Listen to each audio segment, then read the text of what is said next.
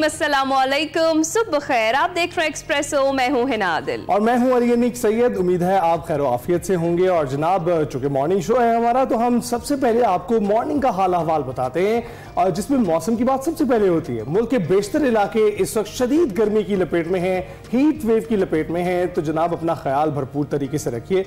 मुल्क भर में 27 अप्रैल तक गर्मी की लहर का इम्कान है और कराची में दर्जा हरारत 41 डिग्री तक जा सकता है। कराची वालों को तो होशियार रहना चाहिए, क्योंकि अमूमन इन महीनों में इतना दर्जा हरारत नहीं जाया करता था। ये गुज़श्ता सालों के मुकाबले में बहुत ज़्यादा दर्जा हरारत है, जिसकी वजह से अब आप देख भी रहे हैं कि बहुत सारी एक्टिविटीज़ जो वहाँ पर जारी थी उनको वहाँ से ख़त्म करके दूसरे शहरों में मुंतकिल किया गया है। और माहिरीन सेहत ने शहरियों को सुबह 11 बजे से शाम 4 बजे तक घरों से गैर जरूरी तौर पर बाहर ना निकलने का मशवरा दिया है, क्योंकि इतनी तपिश है, इतनी सनलाइट है कि आप बाहर जाते ही आपको सनस्ट्रोक होने का खदशा है। अगर आप पानी नहीं पिएंगे, अगर आप अपने आप को महफूज नहीं रखेंगे, अपने सर को ढांप कर नहीं रखेंगे, तो जनाब यही सब कुछ हम आपसे यही रिक्वेस्ट करेंगे कि आप अपने सर को ढांप कर रखें। अगर आपने बाहर निकलना है किसी ज़रूरत के तहत, डेफिनेटली निकलना पड़ता है जॉब के लिए, तो जब आप बाहर निकलें तो अपने सर को ढांप कर रखें। आंखों को बचाने के लिए चश्मा जरूर लगाएं, और पानी की जो एक बोतल है, ठंडे पानी की बोतल अपने साथ रखिए। खास तौर पर अपने बच्चों और बुजुर्गों का ख्याल रखना है आपने इस सारी सूरत हाल में, क्योंकि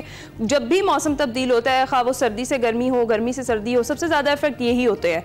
तो बच्चे वैसे तो नहीं मानते हैं बाहर खेलने से या बाहर जाने से, लेकिन फिर भी आप उनके साथ ख्याल कर सकते हैं, थोड़ी सी सख्ती से पेश आ जाइए, लेकिन उन्हें इन औकात में स्कूल के अलावा बाहर निकलने मत दीजिए। हीट वेव अलर्ट जारी किया गया है, जो ये बहुत खतरनाक है। अगर आप डिहाइड्रेटेड होते हैं, आपकी तबीयत खराब हो जाती है, तो उसके बाद हॉस्पिटल्स तक जाने की नौबत आ जाती है। तो इसको लाइट मत लीजिए। है जिसमें सर ढांपा जाता है, ये पंजाब में ज्यादा पाया जाता है। आप देखते हैं अमूमन सिंध में और कराची में लोग सर ढांप कर उस तरह से नहीं चलते। शायद वहां पर हब्स की वजह से ये सब कुछ होता है, लेकिन फिर भी इसके बावजूद भी सनलाइट में आप निकले तो सर ढांपना जरूरी है। कैप्स का इस्तेमाल कर लें।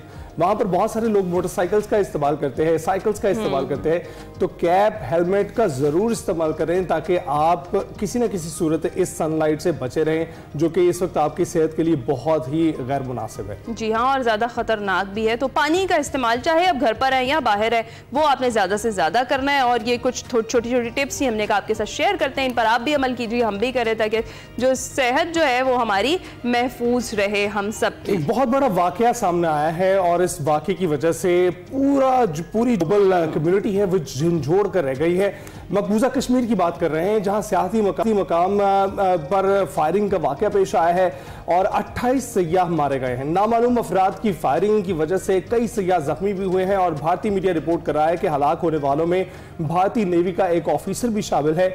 और भारतीय मीडिया ने सियासी मकाम में फायरिंग के वाकये पर पाकिस्तान पर झूठे इल्जामात लगाना शुरू कर दिए हैं, जिसकी हवाले से बहुत सी मजम्मतें भी अब सामने आने लगी हैं पाकिस्तान की जानिब से। और ये कहा जाने लगा है कि फॉल्स फ्लैग ऑपरेशंस जो पहले भी भारत की जानिब से देखने में आए हैं, और उसके हवाले से जितना भी मुर्द इल्जाम ठहराया गया है वो पाकिस्तान को ही ठहराया गया है, जो कि बिल्कुल गलत है, सरासर गलत है कि पाकिस्तान में इसकी कोई शमूलियत नहीं होती। और ये एक ऐसा वाकया है जिसकी पूरी दुनिया, पूरी ग्लोबल कम्युनिटी जो है मजम्मत कर रही है। वज़ीर आला मकबूजा कश्मीर उमर अब्दुल्ला ने वाकये को अफसोसनाक करार देते हुए कहा है कि यह हालिया सालों में होने वाला बहुत बड़ा हमला है सिविलियंस पर, जिसमें सयाहों को निशाना बनाया गया है। जी हाँ, बिल्कुल ऐसा ही है। और जब भी कोई इंपॉर्टेंट किस्म का दौरा होता है पाकिस्तान में या फिर इंडिया में, किसी बाहर की कोई शख्सियत ने आना होता है या बाहर कहीं गई होती है हमारे मुल्क की कोई इंपॉर्टेंट शख्सियत, तो इस तरह की ओछे हथकंडे जो है ना वो जरूर इंडिया करता है, और उसके बाद फिर इल्जाम सारा पाकिस्तान पर धर दिया जाता है। ये बात समझ से बाहर है कि अब तो बच्चे को पता चल गया है किस तरीके से फॉल्स फ्लैग ऑपरेशन किए जाते हैं। और अब ये जो पहलगाम में हुआ है, 28 सयाह हलाक कर दिए गए, इसमें बिल्कुल दहशतगर्दी का शिकार है। और इस सूरत में अगर आप भारतीय मीडिया को देखें तो बहुत ही गैर जिम्मेदारी का मुजाहरा करता है। अब तो भारतीय मीडिया पर खुद तनकीद होने लगी। अपना मुल्क में रहने वाले जो नाज़रीन हैं वो उसको गोदी मीडिया कहने लगे हैं कि वो जो भी उन हुकूमत की जानिब से डायरेक्शन दी जाती हैं उनको फॉलो करते हैं। और बहुत सारे यूट्यूबर्स भी है कि जहरीला प्रोपेगेंडा है जो भारतीय मीडिया करता रहता है। सुबह के टाइम एक वाकया होता है, शाम तक इल्जाम पहुंच चुका होता है कि पूरी इंक्वायरी मुकम्मल हो गई है और सारा इल्जाम पाकिस्तान के सर डाल दिया जाता है। तो ये भारत जो है ना वो जंगी जुनून में हमें लगता है कि थोड़ा पागल हो गया और फॉल्स ऑपरेशंस इस तरह के करके पता नहीं क्या साबित करना चाहता है। अपना जो सऊदी अरब का दौरा था उसको जो है वो शॉर्टन किया है और फिर वो वापस पहुंच गए भारत और वहां पर जाकर सारी सूरत-ए-हाल से निपटने की कोशिश कर रहे हैं और इसी दौरान भारतीय मीडिया ये प्रोपेगेंडा कर रहा है। खैर, इस तरह के वाकयात की मजम्मत तो दुनिया भर में होती ही है और जहां पर सिविलियंस को निशाना बनाया जाता है, जहां पर ये दहशतगर्दी की जाती है, पाकिस्तान खुद इसका शिकार है, तो इसके हवाले से ऐसे इल्जामात जिसमें पाकिस्तान को मुलव्वस किया जाता है, इसकी मजम्मत तो मेरा ख्याल है पाकिस्तान की जानिब से होती भी रही है और होती भी रहेगी। जी हाँ, बिल्कुल, इस पर हम बात करेंगे डिटेल पर में भी। अभी जरा हम पीएसएल पर बात करते हैं। जी, पीएसएल फेस्टिविटीज आपको पता है कि जारी हैं और सरजमीन औलिया की बात करें, मुल्तान में हमने आपको बताया था कि अब मैचेस शुरू हो गए, तो जारी जो पीएसएल सीजन 10 के 12वें मैच में मुल्तान सुल्तान्स ने क्या कमाल किया। मुझे तो ये लग रहा था कि मुल्तान जो है वो मुल्तान सुल्तान्स अपने घर जाते ही शेर बन गए हैं और पहले बैटिंग करते हुए मुकर्ररा 20 ओवर्स में 5 विकेटों को नुकसान पर 228 रन उन्होंने बनाए। मुल्तान सुल्तान्स की जानिब से यासिर खान धुआंधार इनिंग खेलते हुए 87 रन बनाकर नुमाया रहे। बात करेंगे उस्मान खान की 39, कप्तान मोहम्मद रिजवान 32, एशन टर्नर 15 और माइकल ब्रेसवेल 9 रन बनाकर आउट हुए और जवाब में लाहौर कलंदर्स 229 रन के हदफ के ताकुब में 195 रन पर ही ढेर हो गए। बिल्कुल, दूसरी जानिब कराची में पीएसएल के मैचेस खत्म हो गए हैं। जैसे कि मैंने आपको बताया था कि बहुत सी सारी तकरीबात जो है वहां से खत्म करके दूसरे शहरों में मुंतकिल की जा रही है। पीएसएल 10 की कराची में खेले गए मैचेस के दौरान एक हैरानकुन सूरत-ए-हाल देखने को आई है जब कराची के शायकीन क्रिकेट स्टेडियम से रूठे नजर आए। रवां इवेंट के 5 मैचों के दौरान स्टेडियम की मजमूई जो गुंजाइश थी 32,000 तमाशाइयों की थी, मगर इन मैचेस में इस तादाद का 1/3 भी स्टेडियम में मौजूद नजर नहीं आया। बाज़ दिनों में तो तमाशाइयों की तादाद 10,000 के हिंसे को भी अबूर नहीं कर पाई, जिसने सबको हैरानकुन अंदाज में सोचने पर मजबूर कर दिया कि आखिर कराची के क्रिकेट शायकीन को हो क्या गया है, इस बार इतने मायूस क्यों दिखाई दे रहे हैं, इतने बेपरवाह दिखाई क्यों दे रहे हैं। तो उधर पाकिस्तान क्रिकेट टीम का नया हेड कोच कौन होगा, नाम सामने आ गया है। मीडिया रिपोर्ट्स में ये दावा किया गया है कि इस्लामाबाद यूनाइटेड के मौजूदा coach mic Hesson Pakistan super league के 10वें एडिशन के इख्तिताम पर कौमी क्रिकेट टीम के हेड कोच बन जाएंगे। अगर ये खबर दुरुस्त साबित होती है तो ये पाकिस्तान क्रिकेट के लिए कितनी अहम पेशरफ्त होगी, इस पर हमने बात की। ज्वाइन कर चुके हैं इरफान ज़हीर साहब, स्पोर्ट्स तजियाकार है। अस्सलाम वालेकुम इरफान, गुड मॉर्निंग, कैसे हैं आप? वालेकुम सलाम जी, थैंक यू सो मच जी, अल्हम्दुलिल्लाह ठीक ठाक, होपफुली आप लोग भी ठीक होंगे। अल्हम्दुलिल्लाह। अच्छा इरफान, सबसे पहले तो मुल्तान सुल्तान्स की परफॉर्मेंस, पहली कामयाबी मिल गई और 229 रन बनाए। जवाब में जब लाहौर कलंदर्स की परफॉर्मेंस देखें तो वो थोड़ी मायूस कुन ही रही, 195 पर ही ढेर हो गई पूरी टीम। कैसे देखते हैं कल के मैच को? देखिए, मुल्तान अपने होम ग्राउंड में हमेशा से बड़ा अच्छा परफॉर्म किया है और समहाउ हम देखते हैं कि अनबीटेबल साइड भी रहती है। और जहां तक उनकी जो पहले वाली लेग थी कराची में जो मैच खेले और फिर उन्होंने एक पिंडी में मैच खेला, वो उनके लिए काफी बुरा साबित हुआ। उन्होंने वो मैच हारे और खासतौर पे उनको हॉन्ट कर रहा होगा पहला मैच जिसमें 235 करके भी वो मैच हारे थे। 2 चेंजिंग मैं चाहता था कि मुल्तान में होनी चाहिए। एक तो मैंने यासिर खान की बात की थी क्योंकि जिस तरह लास्ट पीएसएल में भी इमर्जिंग के तौर पे आए थे और बड़ा शानदार इन्होंने खेला था, और अभी जैसे T20 कप भी हुआ था, डोमेस्टिक का भी चैंपियन कप हुआ था, उसमें भी इसने फाइनल जितवाया था। तो यासिर खान को ना शामिल करना एक बड़ा फेयर डिसीजन था और जैसे ही वो टीम में आए उनका पूरी टीम का कम्प्लेक्शन चेंज हो गया। वो जिस तरह शानदार 87 रन्स। हाँ जी, और मुझे कहीं ना कहीं लगता है कि इन मुल्तान की जो पिच है वो ड्राई पिच होती है, इधर स्पिनर का बड़ा एक रोल होता है। कहीं ना कहीं मुझे लगता है कि फैसल अकरम भी अगर इनके स्क्वाड में आए तो इनका जो बैलेंस है वो ज्यादा बेहतर हो जाएगा, बट अनफॉर्चुनेटली अभी तक उनको कोई चांस नहीं दिया गया। और उसामा मीर भी समहाउ उतने इफेक्टिव अब नहीं नजर आ रहे जिस तरह वो पहले लास्ट सीजन में विकेट टेकर थे और पहले वाले मैचेस में भी वो उतना जिस तरह परफॉर्म में किया उस तरह नहीं कर पा रहे। बट एक प्लेयर के आने से आप देखेंगे कितना कई दफा इम्पैक्ट आता है और उनका जो टोटल था वो बहुत अच्छा हुआ। 87 किया, 6 छक्के लगाए और शुरू से ही मोमेंटम वो मुल्तान की तरफ लेके गए। लाहौर के अंदर की अगर थोड़ी साथ बात करें तो लाहौर के अंदर का आप हर मैच उठा के देख लें, जिस मैच को भी में उन्होंने विक्ट्री हासिल की है उधर फखर जमान चलता है तो ये चाहे पहले खेल रहे हैं या चेज कर रहे हैं तो ये जीतते हैं। जब तक फखर जमान विकेट पे थे तो लगा कि लाहौर ये मैच जीत सकता है। आपको लगता है उनका फॉर्म में आना जो है वो अच्छा है लाहौर कलंदर्स के लिए? बस सॉरी, फखर जमान की आप बात कर रहे हैं, आपको लगता है कि उनका फॉर्म में आना ही बस अच्छा है लाहौर कलंदर्स के लिए, तभी टीम परफॉर्म करती है? जी यही बात मैं कर रहा था कि पहले भी आप जितने सीजन देखें और अभी भी इस PSL के अंदर अगर लाहौर के अंदर जीतता है तो फखर परफॉर्म करता है। फखर अगर आउट जाता है तो ये परफॉर्म नहीं कर पाते, चाहे पहले बैटिंग करें या चेस करें। तो एक प्लेयर के ऊपर इतना ज्यादा डिपेंडेंट होना ये कई दफा आपको बड़ा नुकसान करती है, बड़ा हॉन्ट करती है। और वही हमने कल के मैच में भी देखा कि फखर विकेट पे मौजूद है। शुरू में बड़ा जबरदस्त किस्म का उन्होंने चार्ज किया, लग रहा था कि ये टोटल जो है लाहौर के अंदर चेस कर लेगा। बट जैसे ही ग्रेजुअली हमने देखा कि फखर आउट होते हैं तो आने वाले तमाम बैटर ने विकेट थ्रो करना शुरू कर दी। और सम हाउ एंड में जाके जब बिलिंग्स ने थोड़ा सा अच्छी फाइट बैक की, बट वो फिर अगेन वही चीज थी कि फखर का खड़ा होना, उनका रन करना ही लाहौर के अंदर जिताता है। उसके अलावा कोई प्लेयर भी उस तरह का इम्पैक्ट क्रिएट ही नहीं कर पाता लाहौर के अंदर के लिए कि वो विक्ट्री हासिल कर सके। बिल्कुल, तो ये मेरा ख्याल है। तो इरफान ये बताइएगा कि कल सभी बॉलर्स की पिटाई हुई है, तो आपको लगता है कि पिच तेज थी, कुछ बॉलर्स के लिए गैर मुनासिब थी या बैंक को सपोर्ट कर रही थी? लेकिन हमने देखा है कि मुल्तान की जो पिचेस हैं अक्सर उसमें बहुत कम स्कोर भी होता रहा है। देखिए ये फ्रेश पिच थी, बेहतर विकेट पे बैट पे बॉल आ रहा था। अभी तक जितने भी हमने मैचेस देखे हैं one of the best pitch थी। और हम एक्सपेक्ट भी यही करते हैं कि 250-250 के मैच हो। लोग एंटरटेनमेंट देखना चाहते हैं, लोग इसी तरह का ब्रांड क्रिकेट देखेंगे तो वो मैच देखने ग्राउंड में भी आएंगे, टीवी पे भी एंजॉय करेंगे। लेकिन आपके पास अगर स्किल लेवल अच्छा है, आप अच्छे स्किल से बॉलिंग कर रहे हैं, तो यही आपके पास एज ए बॉलर चैलेंज होता है कि किस तरह आप उसके अंदर विकेट्स लेते हैं। बट हमने देखा कि लाहौर के अंदर की खासतौर पर पहले बात कर रहे हैं कि तो हर बॉलर ने बहुत ज्यादा रन दिए। हारिस रऊफ की बात करना चाहेंगे, 20 की इकॉनमी के साथ रन दिए। और वो जब भी उनको रन होते हैं तो एक्स्ट्रा ऑर्डिनरी किस्म के रन होते हैं। मोमेंटम वो दूसरी तरफ टोटल उनकी बॉलिंग में शिफ्ट हो जाता है और उनको इस पे काम करने की जरूरत होगी। शाहीन भी बड़े एक्सपेंसिव रहे, इफ्तिखार की आलदो के एंड में बड़ा जबरदस्त किस्म का कैमियो था।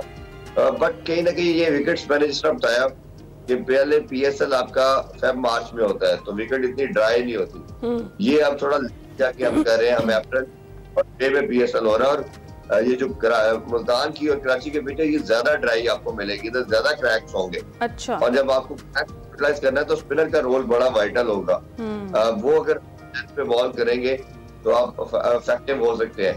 जैसे कि आसिफ अफरीदी हमें थोड़ा नजर आया, ब्रिस्बेन की बॉल आपको देख रहा होगा सेकंड पार्ट में, क्योंकि ड्यू नहीं आ रहा नॉर्मली। अच्छा, आपको लगता है कि यही फैक्टर है कि चेज नहीं हो पा रहा? अभी तक हम देख रहे हैं PSL 10 में जितनी भी टीम्स है जो पहले खेलता है वही जीत रहा है, चेज करने में मुश्किल हो रही है। किंग्स ने अलबत्ता किया लेकिन फिर भी डिफिकल्टी हो रही है, तो ड्यू फैक्टर लगता है आपको इसकी वजह? ये बड़ी वाइटल बात है कि इसी वजह से चेंज नहीं हो रहा है कि ड्यू नहीं आ रहा। पहला जो मैच था उसमें ड्यू आया था, जो आपको आप जो जिक्र करें कि जो कराची में चेस किया था कराची किंग्स ने मुल्तान सुल्तान के अगेंस्ट, उस मैच में ड्यू आया और उसमें बैटिंग कन्वीनियंट होगी। आल्दो के बैटिंग भी बड़ी शानदार थी।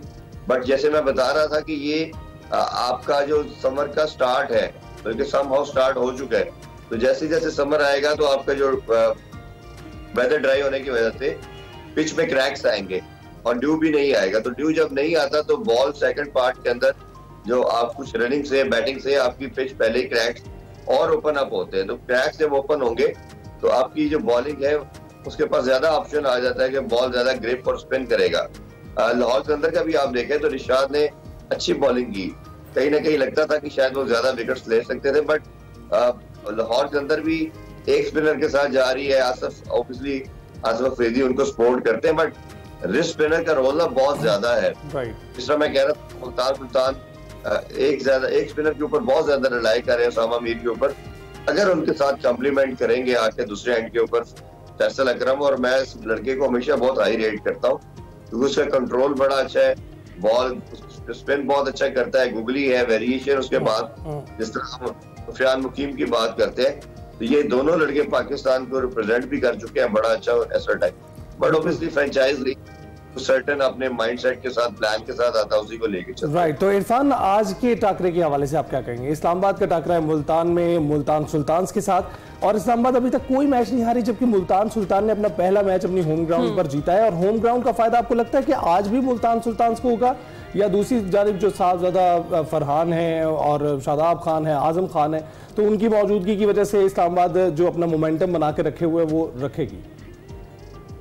देखिए, ये अगर इस्लामाबाद को हराया जा सकता है, आज लोग के पॉइंट टेबल पे सबसे नीचे है मुल्तान सुल्तान, बट ये मुल्तान ही हरा सकती है मेरी नजर में। अच्छा। और अगर कोई वेन्यू है जिस पे हराया जा सकता है वो मुल्तान ही है, क्योंकि वो जो बैटिंग स्टाइल उन्होंने सूट करता है उनको, जो इस्लामाबाद के अंदर इस्लामाबाद यूनाइटेड पिंडी में सारे मैचेस जीता है, उधर बॉल थोड़ा कम ग्रिप और स्पिन करता है और वो अटैक करते हैं और वो बैटिंग में बहुत ज्यादा रन कर जाते हैं, बॉलिंग की ऑप्शन भी उनके पास बहुत ज्यादा है। इसमें कोई डाउट नहीं है कि शादाब और उसकी टीम सबसे बेस्ट क्रिकेट खेल रही है, बट मुल्तान के पास एक ऑप्शन है, जिस तरह मैंने पहले स्टैट्स शेयर किए कि मुल्तान इज दैट साइड जो समहाउ अनबीटेबल है मुल्तान के अंदर, कैपिटलाइज करना चाहेंगे, वो चाहेंगे कि हमारे जितने मैचेस मुल्तान के अंदर एटलीस्ट वो मैक्सिमम हम जीते ताकि हम पॉइंट टेबल पे आगे आए। बहुत एक्साइटिंग होने वाला है, इसका मतलब है कि आज का मैच, जैसा इस्लामाबाद यूनाइटेड की हम बात कर ही रहे हैं, तो उनके कोच जो माइक हैसन है, उनको पाकिस्तान क्रिकेट टीम के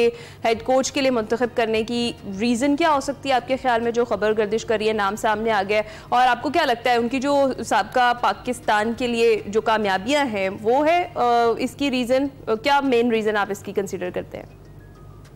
देखिए, एक तो हिना सबसे अनफॉर्चुनेटली पार्ट है कि हमने, जब मैं पहले भी शायद आपके शो में बात किया कि एक साल के अंदर 26 सेलेक्टर, 6 हेड कोच चेंज हो जाना, 4 चेयरमैन चेंज होना, स्टेबिलिटी के सिस्टम के अंदर, और अनफॉर्चुनेटली और अभी जो 4 आपके हेड कोचेस चेंज हुए हैं, इसमें से 3 आपके फॉरेन कोच थे, तो पाकिस्तान किसी कोच का आके काम करना ये बहुत मुश्किल नजर आ रहा है कि कोई करेगा।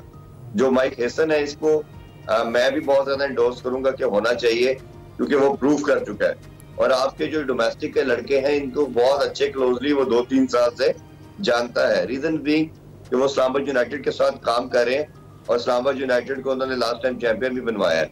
उनकी गेम सेंस बड़ी जबरदस्त है, one of the best option अभी आपके पास है, क्योंकि इसके अलावा जितने बड़े नाम थे आप ऑलरेडी ट्राई कर चुके हैं, और ट्राई कर आपको निकाल चुके हैं, तो ये अगर आपके पास आके काम करता तो बहुत जरूरी है। जिस तरह मैंने आपके भी शायद शो में कई दफा जिक्र किया है कि वाइट बॉल में आपके पास शादाब जिस तरह परफॉर्म कर रहा है, एक ही प्लेयर है जो मॉडर्न डे क्रिकेट खेलता है, तो शादाब इनके ऑलरेडी इनके साथ काम कर रहे हैं एज ए कैप्टन यूनाइटेड की है। बिल्कुल ऐसी तो बात है इरफान, अगर शादाब ने अभी इसी तरह से मोमेंटम जारी रखा तो हो सकता है कि उनके लिए कौमी क्रिकेट टीम में भी कुछ खास जो है जगह बना ली जाए, जिसके तवक्को पहले से ही की जा रही है। बहुत शुक्रिया इरफान, आपने इस वक्त जी आप कुछ कह रहे हैं?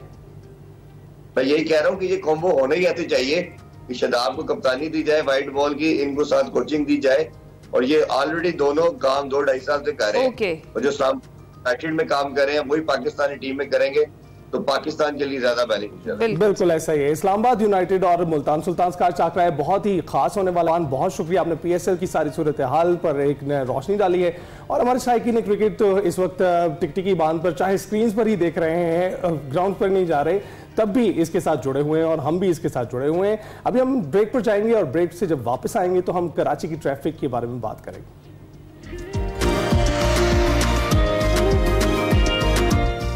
Welcome back. अब उस मुद्दे पे बात करते हैं जिस पर बात करना बहुत ही नागुज़ीर हो चुका है। शहर कायद की बात करते हैं। उनके ट्रैफिक कवानीन तब्दील कर दिए गए हैं, मगर अवाम है कि मानने को तैयार ही नहीं है। हुक्काम के मुताबिक शहर कायद में रवा साल 2025 के दौरान मुख्तलिफ इलाकों में अब तक जानलेवा ट्रैफिक हादसात में मजमूई तौर पर 289 अफराद जाम बहक हो चुके हैं, जो कि एक बहुत बड़ा नंबर है, जिसमें 224 मर्द हैं, 27 खवातीन हैं, 30 बच्चे और 8 बच्चियां शामिल हैं। ट्रैफिक हादसात में मजमूई तौर पर 3872 अफराद जख्मी हुए हैं, जिसमें 3129 मर्द हैं, 545 खवातीन, 151 बच्चे, 47 बच्चियां शामिल हैं। और चीपा फाउंडेशन की जारी आदाद शुमार के मुताबिक शहर कायद में 110 रोज में अब तक हैवी गाड़ियों की टक्कर से जानलेवा हादसात में जाम बहक अफराद की तादाद 92 हो गई है, जिसमें ट्रेलर की टक्कर से 37, डंपर की टक्कर से 18, वाटर टैंकर की टक्कर से 22, बस की टक्कर से 10 और मजदा की टक्कर से 5 अफराद जिंदगी की बाजी हार गए। सिंध हुकूमत की जानिब से कराची में ट्रैफिक कवानीन की खिलाफवर्जी पर क्रैकडाउन जारी है। अब तक मजमूई तौर पर 18,000 से ज्यादा मोटरसाइकिलें, 300 हैवी और लाइट ट्रांसपोर्ट गाड़ियां जब्त कर ली गई हैं। इसी पर आज हमने बात करनी है, क्यों यह हादसा रुक नहीं रहे हैं, अवाम मानने से इनकारी क्यों है। इसके लिए हमारे साथ गेस्ट मौजूद हैं DI ट्रैफिक पुलिस कराची पीर मोहम्मद शाह साहब। अस्सलाम वालेकुम सर, कैसे हैं आप? Good morning. वालेकुम अस्सलाम, good morning, thank you for having me on your show.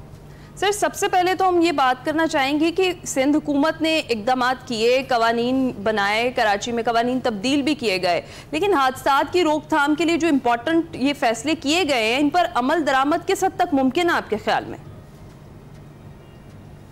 देखें, सबसे पहले जो काम किया वो एक रोड एक्सीडेंट एनालिसिस टीम बनाई गई जो गवर्नमेंट ऑफ सिंध ने कराची में जितने भी एक्सीडेंट है उसके एनालिसिस करते हैं। और जब उन्होंने एनालिसिस करके हमारे सामने आदाद व शुमार रखे तो उसमें काफ़ी सारी चीज़ें थी। सबसे पहली थी ओवर स्पीडिंग। उसको कंट्रोल करने के लिए अब हम तमाम जो बड़ी गाड़ियां हैं जिसमें बसेस, ट्रेलर्स, डंपर्स, टैंकर्स, ये सब शामिल हैं, ट्रक्स, उनमें हम लाजमी तौर पर जो ट्रैकर्स हैं वो इंस्टॉल करवा रहे हैं और उनका कंट्रोल जो होगा वो सेंट्रलाइज्ड होगा, सो दैट जो हमारी अपर स्पीड लिमिट है सिटी की which is 30 kilometres per hour, कोई अगर उसको जंप करेगा तो वो हमें बीप होगी और फिर हम उनको देन एंड देयर फाइन कर सकेंगे। सिमिलरली हमने उनके अंदर ड्राइवर बिहेवियर कैम्स इंस्टॉल करवाने के लिए कहा है। It will take some time of course.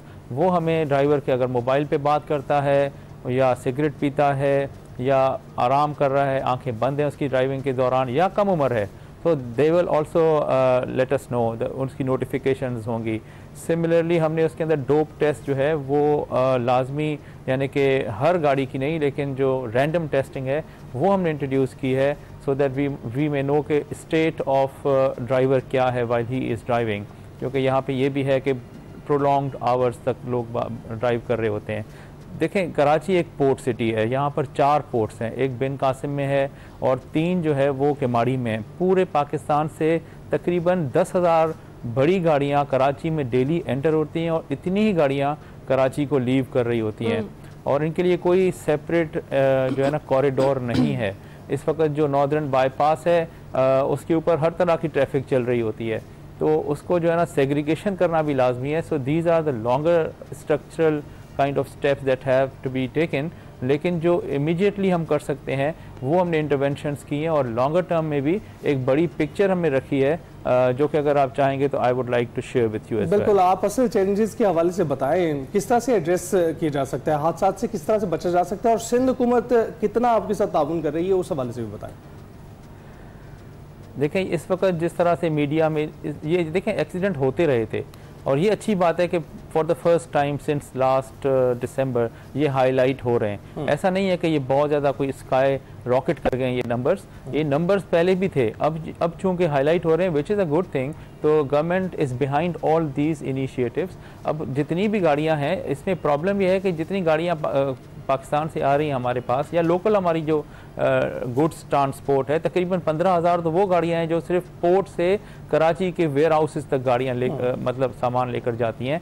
इनकी प्रॉपर अंडर रन्स ही नहीं है। खुदा ना खासा कोई अगर गाड़ी स्लिप हो जाए या पीछे से हिट करे तो पूरी की पूरी गाड़ी टायरों के नीचे चली जाती है, जबकि इंटरनेशनल स्टैंडर्ड्स ये हैं कि आपने चारों तरफ से गाड़ी में प्रॉपर अंडर रन्स देने, सेफ्टी गार्ड्स होते हैं ताकि वो 1.5 फुट ऊंचे होते हैं ज़मीन से, इनकी क्लियरेंस होती है। कोई खुदा ना खासा जाए भी तो उसको वो पुश बैक करे और वो गाड़ी के अंदर टायरों के नीचे कोई ना जा सके। तो हमने ये भी लाजमी करार दिया है और ट्रांसपोर्ट डिपार्टमेंट ने अपने 3 प्रॉपर मराकज़ यहाँ पे कायम किए हैं, एक बिन कासिम में, एक सोराब गोट में और एक कराची के माड़ी के ऊपर।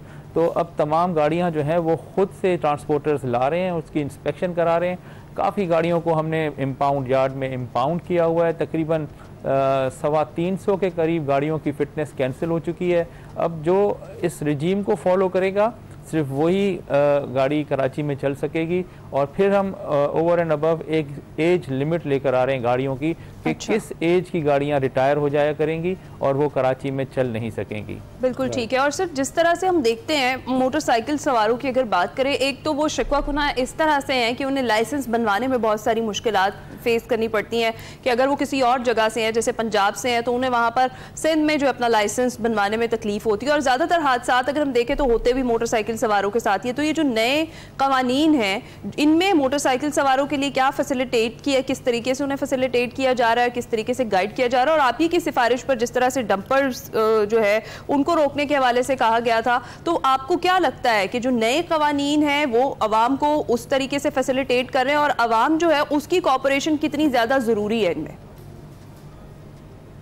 देखिए, जैसे आपने बिल्कुल सही पॉइंट आउट किया, almost 56% of fatalities are of motor bikers followed by 35% of the pedestrians और बाकी गाड़ियों के तो 10-15% से भी कम है फेटेलिटीज़।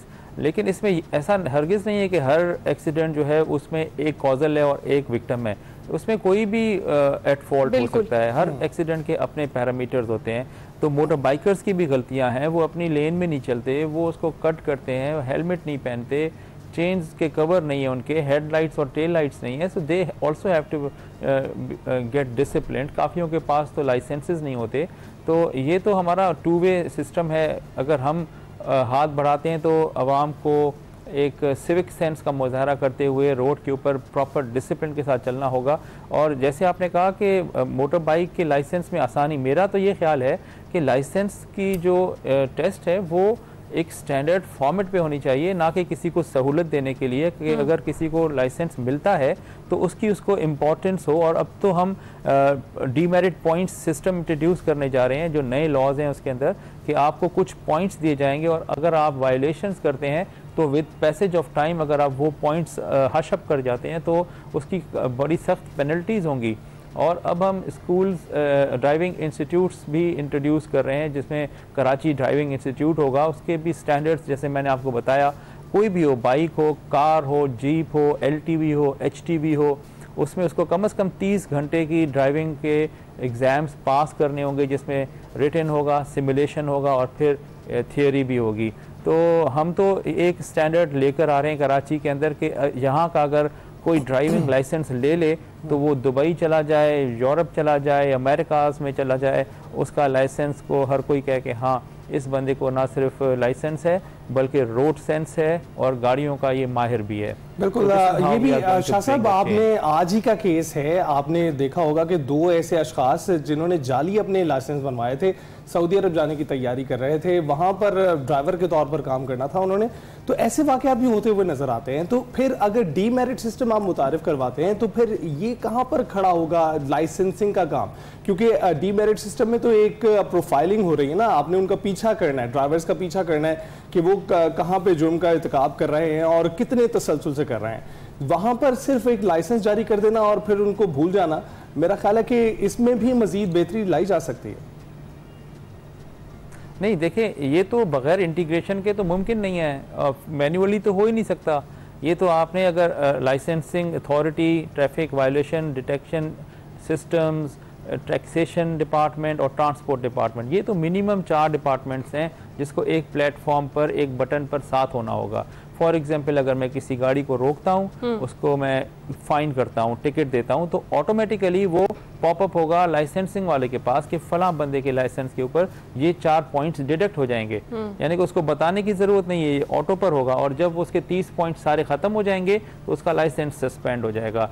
सिमिलरली, अगर कोई गाड़ी रजिस्ट्रेशन जिसकी नहीं है और हमने उसको रोका है तो वो हमें पता लग जाएगा कि इस गाड़ी ने तो रजिस्टर ही नहीं कराया अपने आप को, तो वो हमारे क्योंकि एक प्लेटफॉर्म पे होंगे टैक्सेशन वाले, तो वो गाड़ी इम्पाउंड हो जाएगी। तो इस तरह से ये तो आपने बिल्कुल सही कहा। इस वक्त तक अगर हम एक साइलोज में काम कर रहे थे, एक दूसरे का पता नहीं था, लेकिन अब जैसे कि चीफ मिनिस्टर सिंध ने चेयर की थी मीटिंग, उसमें सारे डिपार्टमेंट्स बैठे थे। अब हम एक पेज पर IT डिपार्टमेंट हमारा जो है सिंध का, वो इस पे काम कर रहा है और मेरे ख्याल में कि अगले कुछ दिनों के अंदर एक प्लेटफॉर्म हमारा तैयार हो जाएगा जिसमें हम चारों डिपार्टमेंट्स, उसमें हम नादरा को भी साथ कर रहे हैं और इमिग्रेशन के, अगर कोई बंदा किसी की फाइन है, मुल्क से बाहर जा रहा है, तो he will not be able to travel abroad, he has to pay the fine first at the airport, there will be booths and then he can fly. बहुत अच्छा इकदाम है। और शाह साहब, जिस तरह से आप ही की सिफारिश पर जो डंपर्स में फ्रंट और बैक कैमरास लगाए गए हैं ताकि ड्राइवर को भी पता हो और आसानी भी रहे और इस तरह के एक्सीडेंट से बचा भी जा सके, ये बड़े ही ऐसे इकदाम आते हैं। और एक और भी सिफारिश की गई है कि जी बताया यही जा रहा है कि जो इंक्रोचमेंट है, जो बेसिक, वो भी एक रीज़न है इस तरह के हादसात की, तो उसके लिए भी FIR दर्ज कराई जाएगी। आपको क्या लगता है कि ये अभी से इस पर इम्प्लीमेंट होगा या फिर ये लॉन्ग टर्म प्लानिंग है और आगे चलकर इस पर काम है इस तरह से होगा? नहीं, ये तो इमीडिएट एक्शंस में है। आपको पता है कराची का जो मसला है ना, वो गाड़ियों का ज्यादा होना नहीं, इधर तो सड़कें बहुत बड़ी हैं, यहाँ तो ऑटोबान्स हैं, यहाँ तो 6-6 रोया सड़कें हैं। यहाँ ज्यादा मसला जो है ना वो है ही पुअर मैनेजमेंट का। यहाँ पे या तो आपकी चिंचियाँ होंगी, कबूतरों की तरह जमा हो जाती हैं चौकों पर, चौराहों पर, या तो कोई साइड पे किसी ने ठेला लगाया होगा, कोई कमाद वाला होगा। Now the government is very very clear about it, बड़े इसके स्ट्रिक्ट ऑर्डर्स हैं। 11 सड़कें जो हमारी सिग्नल फ्री हैं उन पर तो बिल्कुल ज़ीरो टॉलरेंस चल रही है। मेरे ख्याल में सैकड़ों FIRs हो चुकी हैं, सैकड़ों होने जा रही हैं।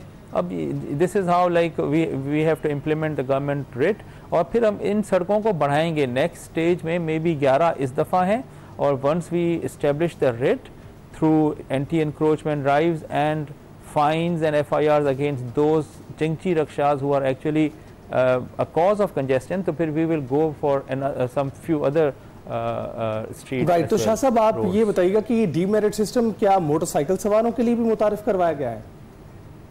जी हाँ बिल्कुल, इसमें हर गाड़ी के लिए है।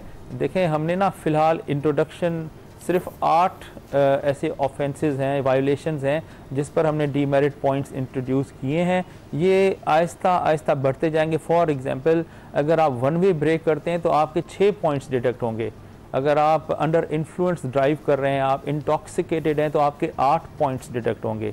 अगर आपने अगर सिग्नल जंप किया है तो 4 पॉइंट्स। अपने पार्किंग अगर ज़ीब्रा क्रॉसिंग के ऊपर की हुई है तो उसके 6 पॉइंट्स। सिमिलरली लाइक हमने जो मेन वायोलेशंस हैं उसको बिल्कुल हमने उसके पॉइंट्स हमने दिए। और फिर दूसरी जो अहम चीज़ है जो हम करने जा रहे हैं वो है फाइन्स की इन्हांसमेंट। अब पहले ये 400, 500, 800, 1200 लोग जो है ना यूज्ड हो गए, इनके पैसे वो भरते रहते हैं and then they repeat the violation. अब हम मिनिमम जो हमारी टिकट हुआ करेगी वो 5,000 रुपए की होगी फॉर मोटर बाइक्स, 10,000 होगी फॉर 4 व्हीलर कार्स वगैरह, और 15,000 होगी बसेस के लिए, और 20,000 होगी बड़ी गाड़ियों यानी कि हैवी व्हीकल्स के लिए, ताकि डेटरेंस हो और एक दफ़ा जेब से पैसे जाएं तो फिर अगली दफ़ा 100 दफ़ा बंदा सोच कर गलती करे। ये भी बड़ा अच्छा इकदाम है। अच्छा सर, तो जिस तरह से लाहौर शहर में हम देखते हैं कि सेफ सिटी का एक प्रोजेक्ट है, और जब भी कोई रूल्स एंड रेगुलेशन की वायलेशन होती है तो ई चलान आपके फ़ोन पर आपको फौरी तौर पर मिल जाता है। क्या इस टाइप का भी कोई प्रोजेक्ट ज़ेर गौर है कराची के लिए? क्योंकि वहाँ पर भी अब जिस तरह से आप बात करें,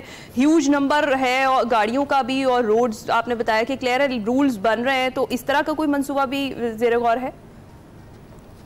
जी हाँ, हम इसे कह रहे हैं फेसलेस टिकटिंग सिस्टम।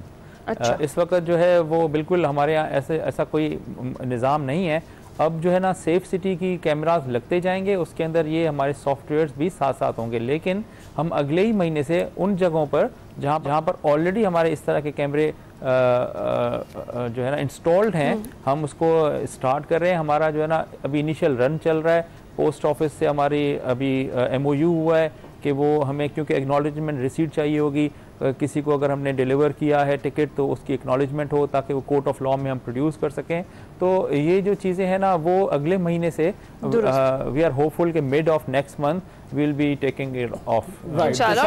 एक चीज़ और भी हम देखते हैं कि ठीक है सर, जिस तरह से अभी आप बता भी रहे हैं, रूल्स बनाए भी जाते हैं, और आपने कहा कि एक्सीडेंट्स का जो नंबर है ये अब नहीं बढ़ा है, शुरू से होते आ रहे हैं, लेकिन अच्छी चीज़ ये है कि अब हाईलाइट होना शुरू हो गए और लोगों को थोड़ी बहुत इसकी अवेयरनेस भी दी जा रही है। लेकिन हमने हमेशा देखा है कि रूल्स भी बनते हैं और सख्ती भी की जाती है, लेकिन वो एक थोड़े अरसे के लिए की जाती है और फॉलो भी उसी वक्त तक करवाए जाते हैं। उसके बाद फिर हम देखते हैं ना तो रूल्स हमें कहीं दिखाई देते हैं रोड्स पर, उसी तरह से बेहंगम ट्रैफिक होती है, और ना ही उसको उस तरीके से फॉलो करवाया जाता है। क्या अब की बार बहुत ज़्यादा सीरियस है सिंध गवर्नमेंट इसके लिए, और जो है वो सख्त किस्म के इसलिए इकदाम किए जा रहे हैं?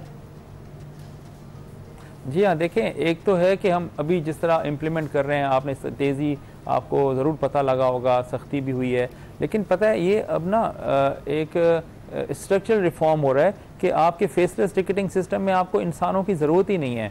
रोड के ऊपर आपको सार्जेंट की क्या ज़रूरत है? जब आपका मशीन जो है दिन में 20,000 चालान कर रहा है तो आपके इंसान सारे मिल के 4,000 भी नहीं कर सकते। तो ये तो एक सिस्टेमिक शिफ्ट है, और इसमें अगर कोई चाहे भी तो इसको रोक नहीं सकता। फिर ये इम्प्लीमेंटेशन जो है ना फर्दर आगे तक जाएगी। और इससे हटके मैं ये बताऊं, जो हमारी KDA है या दूसरे जो KMC वाले हैं, ये अब जो हमारे चीफ एग्जीक्यूटिव प्रोविंस की बड़ी क्लियर डायरेक्शंस हैं कि आप लोगों ने अंडर पासेस, ओवरहेड ब्रिजेस और ये सिग्नल फ्री कॉरिडोर्स, इसके स्कीम्स बन रही हैं। और साथ साथ जो है अगर ये भी डेवलप हो जाती हैं, जैसे अभी हमारा मलीद एक्सप्रेस वे बना है, तो बहुत सारी सड़कों के ऊपर से लोड कम भी हो जाएगा। इनिशियली तो हम मैन्युअली कर रहे हैं, लेकिन in the longer term it will be the system which will actually look after all these violations. और सिस्टम को जो डेवलप करते हैं वो हमारे अफसरान हैं आप ही की तरह के, लेकिन हमने देखा है कि जब भी सिंध पुलिस खासकर कराची की अगर बात करें तो यहाँ पर आने वाले जो भारी रिस्पॉन्सिबिलिटी अपने सर पर उठाते हैं कुछ खास गोल्स लेकर आते हैं। तो आप शाह साहब क्या गोल लेकर आए हैं कि क्या जो है तरामीम पर पहले फोकस किया जाएगा, किन कवानीन पर पहले फोकस किया जाएगा आपके रजीम के दौरान? देखें, इनिशियली जो डूएबल्स हैं, जो इमीडिएट एक्शंस हैं, उस पर तो हम डे 1 से लगे हुए हैं। जैसे टैंकर्स के जो पानी रिसता है और वो फिर स्लिप होते हैं मोटर बाइकर्स, उनको तो हम बिल्कुल बंद कर रहे हैं और जब तक वो अपनी गाड़ियाँ ठीक नहीं कराते हम बिल्कुल नहीं छोड़ते। फिर हमने इनको टाइम दिया है 1 महीने का कि सारी गाड़ियाँ जितनी भी हमारे यहाँ आती हैं उसका हमें कंट्रोल दिया जाए उनके अंदर ट्रैकर्स लगाकर। ये हमारा इमीडिएट एक्शन है। फिर dash cam, rear view cam, cabin cam और ड्राइवर बिहेवियर कैम, ये चारों कैमरेज हमने लाजमी करार दे दिए हैं। ये इस पर इमीडिएटली एक्शन हो रहा है। फिर गाड़ियों के जो अंडर रन्स हैं जिनको प्रॉपर डाउन करना है उन्होंने, वो हमारा इमीडिएट एक्शन है। ड्राइवर्स की जो इंटॉक्सिकेशन है उसके हवाले से डोप टेस्ट है हमारा, सब्सटेंस अब्यूज़ टेस्ट, वो लाजमी हो रहा है। ये जो है इमीडिएट एक्शन है। फिर लॉन्गर टर्म में आपकी लॉ में जो चेंजेस आएंगी फिर उसके ऊपर इम्प्लीमेंटेशन होगी। जैसे सिग्नल्स हमारे कराची में बहुत कम है, 150 signals which is like peanuts, तो हमने इसको बढ़ाना है, 1000 तक लेकर जाना है, तो वो फिर लॉन्गर टर्म होगा। इसी तरह यू टर्न्स हैं, कुछ बंद होने हैं, कुछ बनने हैं, एलिवेटेड यू टर्न्स बनने हैं, एक्सप्रेस वेज को कनेक्ट करना है छोटी रोड्स के साथ, ये फिर लॉन्गर टर्म होगा। तो इमीडिएटली तो there is no point. Helmet हमने लाजमी करार दे दिया है। अब अगर कोई हेलमेट नहीं पहनेगा 5000 का फ़ाइन है, 1500 का हेलमेट है। ये अब कराची के लोगों ने खुद सोचना है। चले शादी, इन दी एंड में चाहूंगी कोई एक जो वायलेशन जिसके ऊपर आपने सोचा हुआ है कि इस पर कोई माफी नहीं है, वो तो जरा बता दें पब्लिक को। 2 हैं। नंबर 1 है हेलमेट। ठीक है, हेलमेट के बगैर हम मोटर बाइक को बिल्कुल नहीं छोड़ेंगे। ये मेरा बड़ा क्लियर मैसेज भी है मोटर बाइकर्स के लिए। और नंबर 2 रजिस्ट्रेशन प्लेट्स। ये अगर रजिस्ट्रेशन प्लेट्स अगर कोई सही नहीं लगाता, फैंसी या फेक या बिल्कुल उस साइज़ की नहीं है, तो उसके लिए बिल्कुल जेल है, क्योंकि अब लॉ में अमेंडमेंट हो गई, 6 माह जेल है उसकी। सर हम वैसे हमारी एक छोटी सी सजेशन ये होगी कि वो 3500 के चलान की बजाय 1500 का जो है ना वो हेलमेट हाथ में थमा दिया जाए। 5000 के चलान की बजाय ना 1500 का हेलमेट दे दिया जाए। आगे जाके बेच देते हैं आगे जाके बेच देते हैं और फिर ये दोबारा जो है ना विदाउट हेलमेट आ जाते हैं। शाह साहब, थैंक यू वेरी मच हमसे गुफ्तगू करने के लिए और तमाम तर सूरत हाल से आगाह करने के लिए। और हम उम्मीद करते हैं कि आपकी सरपरस्ती में कराची की ट्रैफिक बेहतर होगी और वहां पर हादसा की रोकथाम में भी जो है मदद मिलेगी। बहुत बहुत शुक्रिया हमसे बात करने के लिए। हम ब्रेक पर जाएंगे।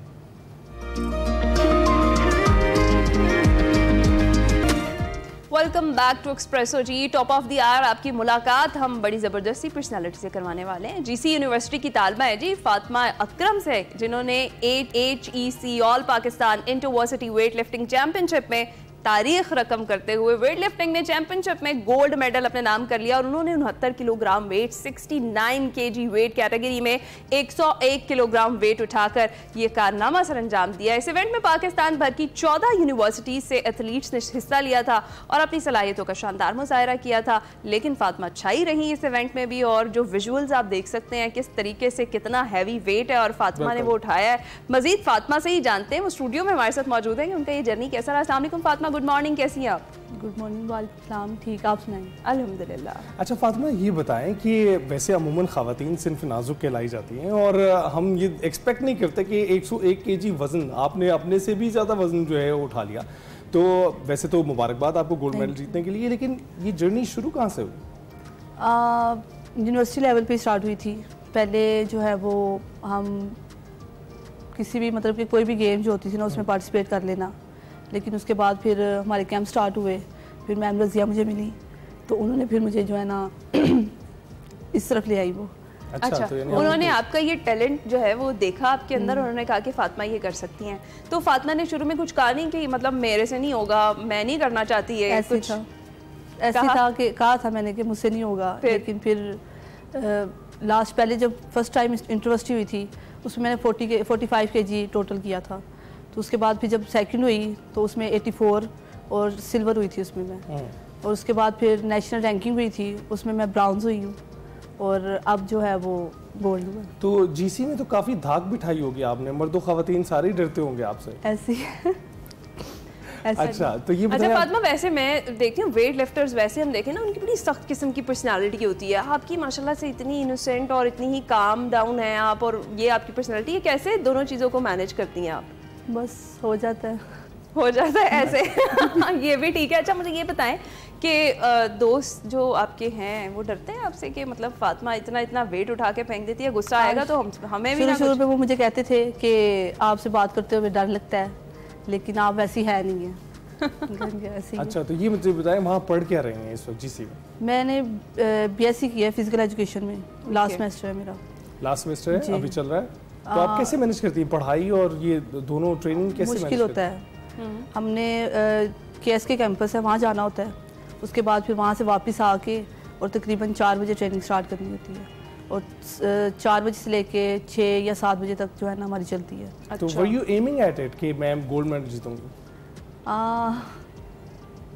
सोचा था कि भाई कर लूंगी मैं, ये डर था, लेकिन मैंने सोचा हुआ था कि करना है। कॉन्फिडेंट थी आप? अच्छा मुझे ये बताएं कि कभी ये वेट लिफ्टिंग वाला रोप झाड़ा है दोस्तों पे कि अगर मेरी प्रेजेंटेशन या असाइनमेंट नहीं बनाओगी तो फिर पता है ना मेरा? नहीं, ऐसे नहीं हुआ, लेकिन घर में जो है ना वो कहते हैं चलो ये वजन उठाओ, तुम तो वेट उठाती हो, तो कोई भी वजन वाली चीज हो या कुछ उठाना हो तो वो मुझे बुलाते हैं कि जी करो, अगर ना करो फिर कैसी वेट लिफ्टर हो भाई, उठाओ। अच्छा, ये तो उल्टा नुकसान नहीं हो गया? ये नुकसान है इस साइड पे आपका थोड़ा सा नुकसान। मुझे ये बताएं कि जैसे कि आपने कहा कि आपने रेजिस्ट किया कि शायद मैं ये ना कर पाऊँ, जब आपकी कोच ने आपसे कहा कि आप ये कर सकती हो, तो फैमिली ने क्या कहा? क्योंकि अमूमी तौर पर हम देखते हैं कि जो हमारी खवातीन है या हमारी लड़कियां हैं उन्हें सिन्फ नाजुक का टाइटल दिया जाता है और कहा जाता है कि भाई ये काम है जो वो कर सकती हैं और ये वो नहीं कर सकती, कुछ कैटेगरीज बना दी जाती हैं खुद से ही। तो आपको क्या उस टाइम में फैमिली ने सपोर्ट किया या उन्होंने कहा कि नहीं फातिमा इससे कोई इंजरी हो गई तो कोई मसला हो जाएगा, नहीं करो? शुरू में डरते थे, लेकिन उन्होंने सपोर्ट किया। अच्छा। और भाई वगैरह जो है वो, मैं अगर कहीं बाहर भी जाती हूँ ना तो वो कहते खुद ही जाओ, किसी से डरने की ज़रूरत नहीं है। और पहले वो लोग डरते होंगे फातिमा आपसे तो आप लोग डरते होंगे, आपको डरने की क्या ज़रूरत है? हाँ, अभी तक वो मौका नहीं मिला डरा सकूँ। अच्छा, तो ये बताएं कि वैसे आपका पीयर ग्रुप भी ऐसे ही एक्टिविटीज़ में जो हिस्सा लेता है या सिर्फ आप ही हैं जो वेट लिफ्टिंग करती हैं, बाकी आपके दोस्त ऐसा कोई? नहीं, सिर्फ मैं ही हूँ। बाकी स्पोर्ट्स हैं, कुछ बास्केटबॉल खेलती हैं, वॉलीबॉल की हैं। लेकिन आपने चुना है सख्त वाला अपने लिए, जो कि आपको। अच्छा मुझे ये बताएं कि आपने ट्रेनिंग का जिक्र किया, कितनी ज़्यादा आपकी ट्रेनिंग टफ होती है, कितने आवर्स आपने देने हैं इसको, और क्या क्या ट्रेनिंग के दौरान आपको कितना वेट डेली बेसिस पर आपको उठाना पड़ता है, प्रैक्टिस करनी पड़ती है?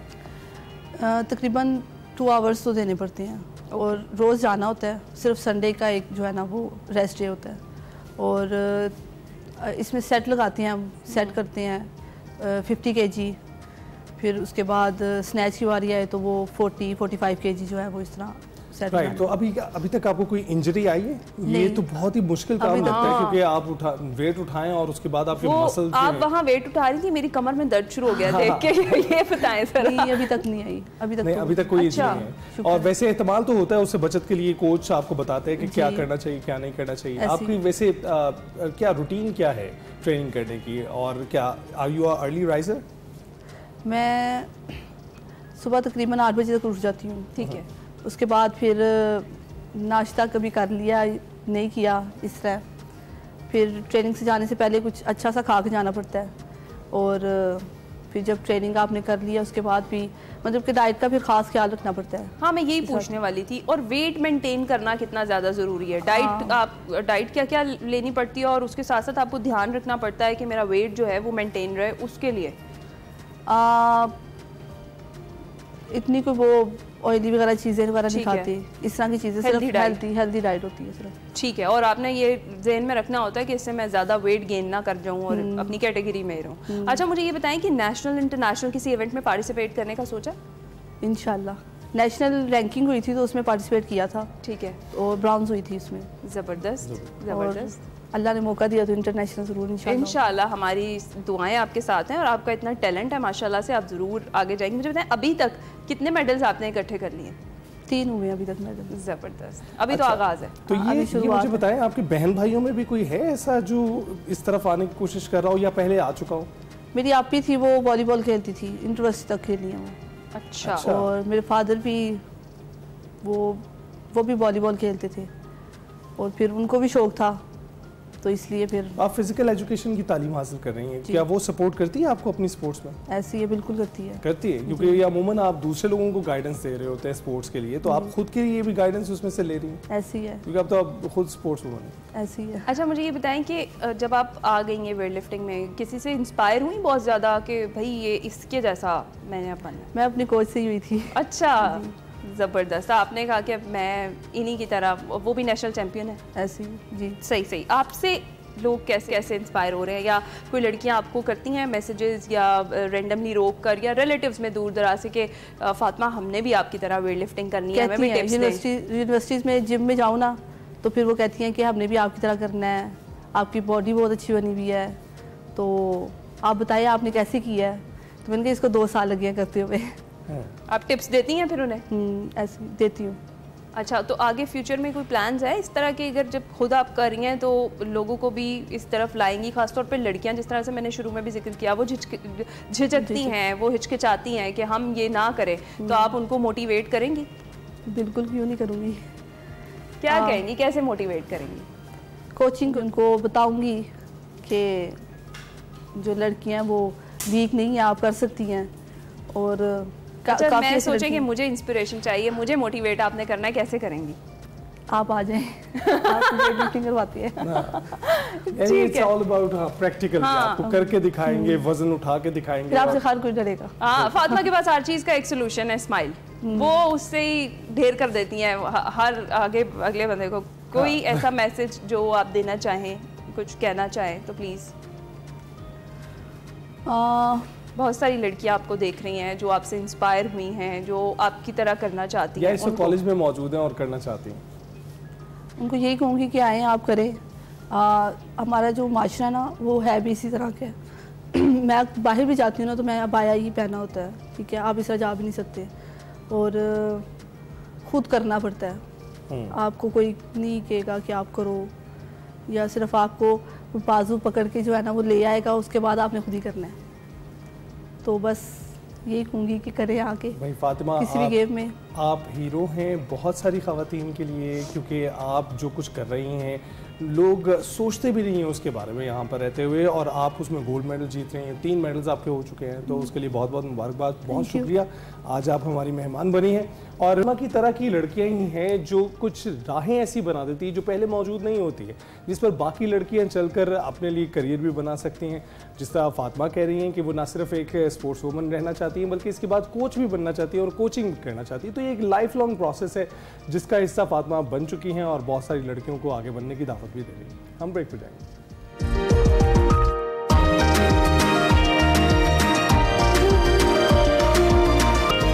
Welcome back. स्पोर्ट्स की दुनिया में एक बहुत बड़ी जहद जो है इस वक्त बहुत प्रमोट हो रही है, बड़ी तरक्की पा रही है। हम मैराथन रनर्स की बात कर रहे हैं और पाकिस्तान में इनमें तेजी से इजाफा होता चला जा रहा है। आप एंकर्स की बात करें, आप डॉक्टर्स की बात करें, आप पाकिस्तानी निजात अफराद की बात करें, ये तमाम ही इस वक्त हिस्सा ले रहे हैं मैराथन में।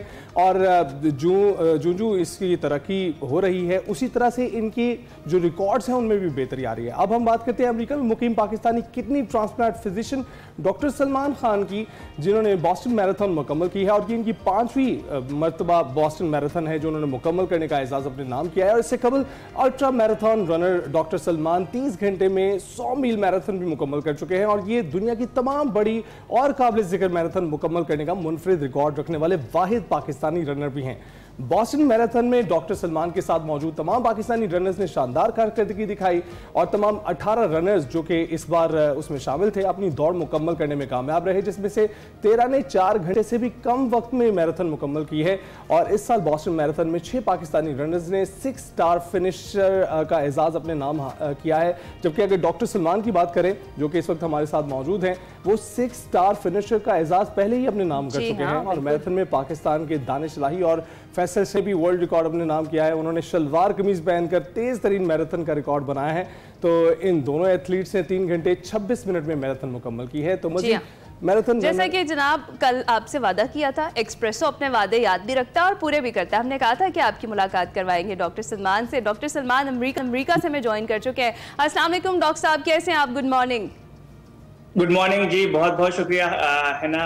I am good, thank you. Doctor साहब, सबसे पहले तो मैं ये पूछना चाहूंगी कि 5वीं बार बोस्टन मैराथन मुकम्मल करके आपको महसूस कैसा हो रहा है, कैसा एक्सपीरियंस रहा इस बार का खास तौर पर?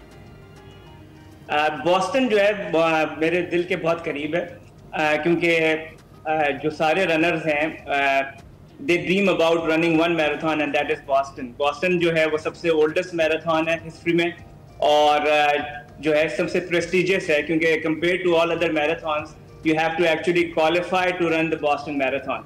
तो मेरे लिए तो एक एजाज की बात भी है और एक फिटनेस गोल भी है कि मैं हर साल क्वालिफाई करूं और रन करूं जब तक मैं कर सकता हूं।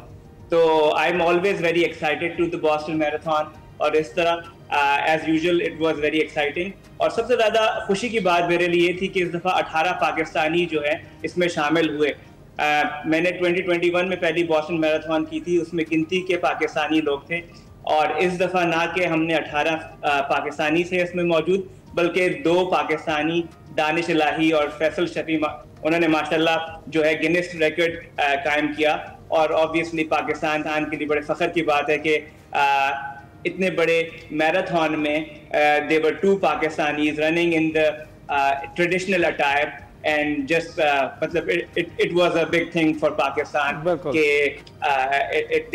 we had such a big representation over in the marathon। लेकिन डॉक्टर साहब, आपकी मौजूदगी भी हमारे लिए बहुत एजाज़ की बात है कि आप अमेरिका में मौजूद हैं, वहाँ पर इतनी सारी मैराथन में हिस्सा ले रहे हैं, अल्ट्रा मैराथन में हिस्सा ले रहे हैं। हमने अपने शायकीन को इस हवाले से भी बताया। तो आप बताएं कि आपकी जर्नी स्टार्ट कहाँ से हुई, आपको शौक कैसे डेवलप हुआ? जी, मेरे लिए एज अ फिजिशियन मेरी जर्नी तो it was more for to be healthier, ठीक है। तो I was about to be turning 40 and I felt like I need to do pick up some physical activity that I can do on routine basis. तो obviously हम cricket खेलने का शौक रहा, फिर टेनिस खेलने का शौक रहा, लेकिन ये सारी जो स्पोर्ट्स थी बाकायदगी के साथ नहीं कर पा रहे थे। तो रनिंग एक ऐसी चीज थी जो मैंने सोचा कि एक ऐसी चीज है जिसमें आप जो है किसी वक्त भी आप जूते पहने अपने घर का दरवाजा खोलें और जो है बाहर दौड़ने के लिए निकल जाएं, पार्क में है तो आप पार्क में निकल जाएं। तो I started running to do something that I can do 4-5 days a week। लेकिन करना ये हुआ कि running actually change my whole life. I felt at ease with my stress levels, it helped me to become a better person। तो जो कहते हैं ना एक runners high, हम इस that actually hit me। और बहुत सारे हमारे साथ runners हैं, everybody runs for a different reason and nobody knew that they would run a marathon। मैंने कभी नहीं सोचा था कि मैं मैराथन दौड़ूंगा। मैंने जब दौड़ना शुरू किया तो मुझे हाफ मैराथन, फुल मैराथन के डिस्टेंसेस भी नहीं पता थे, लेकिन बस एक ऐसी आप समझ लें कि ऐसी लत लगी कि बस now there is no stopping to us। सही है। अच्छा डॉक्टर, हम बोस्टन की ज्यादा बात करें, लेकिन हम ये चाह रहे हैं कि ये बताएं कि सबसे पहली मैराथन आपकी कौन सी थी और उसका एक्सपीरियंस आपका कैसा रहा? जी, 2017 में मैंने मैराथन पहली की थी। यहाँ एक शहर है डैलस के करीब, फोर्ट वर्थ, तो वहाँ काउटाउन मैराथन थी। और जैसे मैं आपको जिक्र कर रहा हूँ कि कभी मैंने सोचा भी नहीं था कि मैं मैराथन दौड़ूंगा। 42 किलोमीटर का जो फासला है, आप जो है गाड़ी पे जाने के बारे में 1-2 दफा सोचते हैं कि गाड़ी पे इतना दूर जाएं या ना जाएं, तो उसको दौड़ना जो है उसके बारे में तो कभी सोचा नहीं था, डिस्टेंस भी नहीं पता था। जिस तरह अभी आप देखते हैं बास जगह पाकिस्तान में रेस हो रही होती है मैराथन के नाम से, बाद में पता चलता है कि वो 5 किलोमीटर की रेस थी, लेकिन उसका नाम जो है वो मैराथन था। इसी तरह अगर मैंने जब शुरू किया मेरी जर्नी, तो मैं भी आपको नहीं बता पाता कि मैराथन का डिस्टेंस कितना है।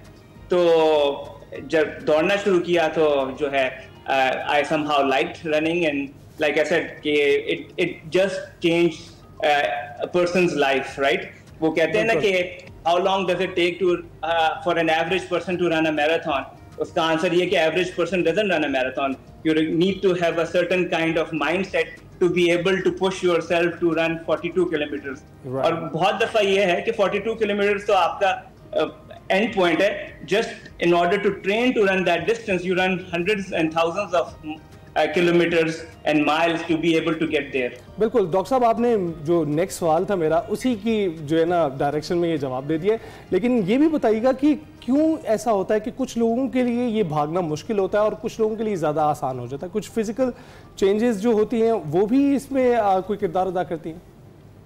जी, मैंने जैसे आप बताया, तो मैंने तो इनिशियली जब रन करना शुरू किया था was in order to get healthier, क्योंकि as we age we realize कि body changes and I started noticing those changes in my body. I didn't have as much energy as I used to have when I was younger. बाज़ लोग run करते हैं वजन कम करने के लिए, और बाज़ लोग जो है रन करते हैं to have a good company, to be around a company of good people, have a good time. तो जो है when you start running, there's a lot of benefits to running, right? Not only physical but the mental and emotional well-being. वो जो कहते हैं ना कि endorphin release होते हैं, there's endocannabinoids release, so all these actually make you feel better as well. The stress, anxiety level go down. Actually अगर आप किसी therapist या psychiatrist के पास जाएं तो they would actually encourage you to pick up a physical activity, because picking up a physical activity acts like a medication and therapy for a lot of people. बिल्कुल ठीक है। अच्छा डॉक्टर साहब, जिस तरह से अभी हम बात कर रहे हैं, अभी तक की मेजर जो मैराथन्स हैं उनमें से कितनी आप दौड़ चुके हैं और सबसे ज़्यादा आपके दिल के करीब कौन सी है? जी, तो 6 मेजर मैराथन्स हैं और मेरे ख्याल से इसका जिक्र पहले भी हो चुका होगा। वर्ल्ड मेजर मैराथन्स हैं वो 6 हैं। 3 उनमें से जो है वो यूएस में है, बॉस्टन, शिकागो और न्यूयॉर्क, और 3 जो है इंटरनेशनल ही हैं, टोक्यो, बर्लिन एंड लंदन। तो ये मुझे एजाज है इन 6 की 6 को मैं पहला पाकिस्तानी हूँ जिन्होंने 6 की 6 जो है 2023 में टोक्यो में खत्म की थी। अब उन्होंने 7th ऐड की है इसी वर्ल्ड मेजर में जो सिडनी में होगी इस साल 29 अगस्त को।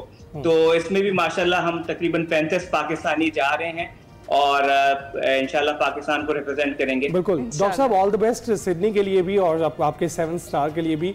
लेकिन ये बताइएगा कि कुछ लोग खौफजदा रहते हैं कि अगर आप रनिंग करते रहे इसी तसलसल के साथ, इतने मील भागते रहे, तो ये बहुत अननेचुरल है और अनहेल्दी है। और मैराथन के हवाले से जो किस्सा भी है वो ये कि खबर सुनाने के बाद जो कुछ उस शख्स के साथ हुआ, और इसके अलावा ये भी कि घुटने ज़ाया होने का अंदेशा होता है। तो आप चूंकि खुद डॉक्टर हैं और ख़ासकर किडनी के हवाले से जाने जाते हैं, तो किडनीज भी मुतासर होती है, इसमें डिहाइड्रेशन का भी बहुत मसला होता है। तो ज़रा रोशनी डालिएगा, अपनी सेहत किस तरह से बहाल रखी जाए मैराथन भागते हुए?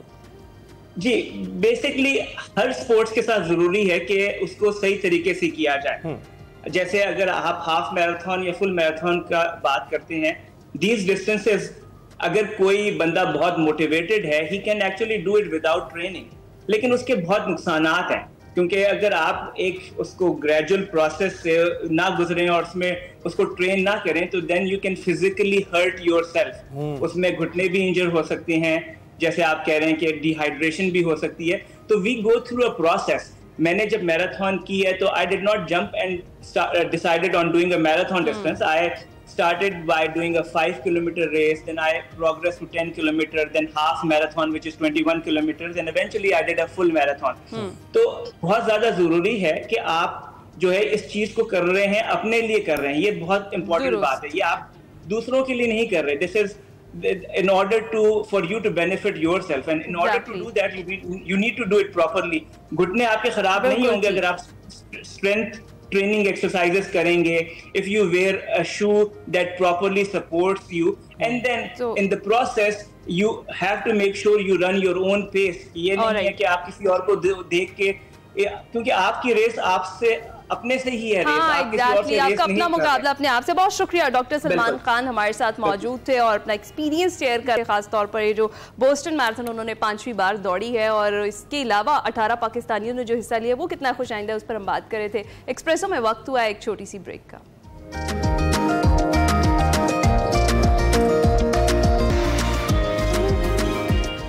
Welcome back to Express. अब शामिल करते हैं अपना सेगमेंट माइंड मैटर, जिसमें वकार अहमद मलिक बात कर रहे हैं अरूज खालिक से, और बात हो रही है इको स्कूल सिस्टम क्या है, आइए जानते हैं। अस्सलाम वालेकुम नाज़रीन, मैं वकार अहमद और आप देख रहे हैं माइंड मैटर्स। आज हम बात करेंगे एक बहुत ही अहम मौजू पे, सस्टेनेबल डेवलपमेंट। ये तमाम इस तरह की टर्मिनोलॉजी एनजीओ सेक्टर के साथ मखसूस है और हम डिफरेंट सेक्टर्स में ये लफ्ज़ जो है वो सुनते रहते हैं, लेकिन एजुकेशन के साथ सस्टेनेबिलिटी का और इस मॉडल का क्या ताल्लुक है, या इको स्कूल सिस्टम जो है वो क्या हो सकता है, ये मेरे लिए बिल्कुल एक नई टर्म थी। और फिर जो ये वाली नस्ल है, जो हमारी वाली जनरेशन है, ये बहुत ही अहम है क्योंकि इसके किए हुए काम जो हैं उनका बहुत दूररस नताइज होंगे आने वाली नस्लों पे, क्योंकि इनका किरदार जो है वो बड़ा डिसाइसिव सा है इस पूरी जो जनरेशन है। मेरे साथ अरूज खालिक साहब हैं जो कि जिनसे मैंने बहुत कुछ सीखा है इस हवाले से, और मैं चाहता हूँ कि इस मौजू पे बात करें। सबसे पहले तो आपका वो जो इको स्कूल सिस्टम है वो क्या है?